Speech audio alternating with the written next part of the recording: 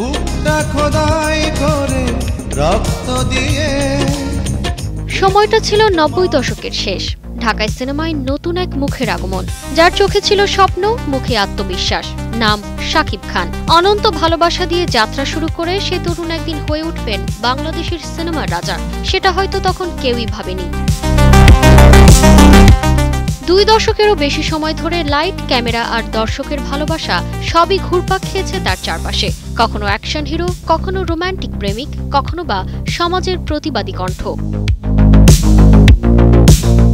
পদ্মা সেতু, metro rail এবং elevated expressway নির্মাণের গর্বিত অংশীদার বসুন্ধরা সিমেন্ট। প্রিয় তুমি, প্রিয়া তুমি কার, আমার প্রাণের প্রিয়া, শিকারী, বীর, প্রিয়তমা, প্রতিটি ছবিতেই নিজেকে নতুন করে হাজির করেছেন শাকিব খান। আর এবার শুরু হলো নতুন অধ্যায়, সোলজার। সম্প্রতি প্রকাশিত হয়েছে সিনেমাটির ফার্স্ট লুক ও ফেস রিভিল পোস্টার।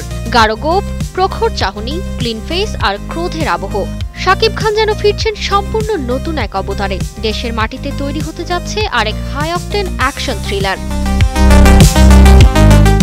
শুধু সিনেমার পর্দায় নয়, জীবনের প্রতিটি বাঁকে লড়াই করে গেছেন তিনি। সমালোচনা, বিতর্ক, প্রতিযোগিতা সবকিছুর ভেতর দিয়েও শাকিব খান নিজেকে ধরে রেখেছেন একমাত্র লক্ষ্যেই, সিনেমার রাজপথে টিকে থাকা।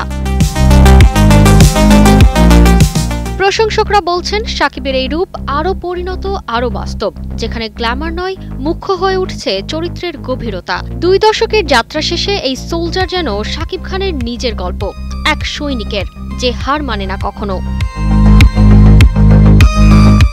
তারতিবা ফারুহী, কালের কণ্ঠ।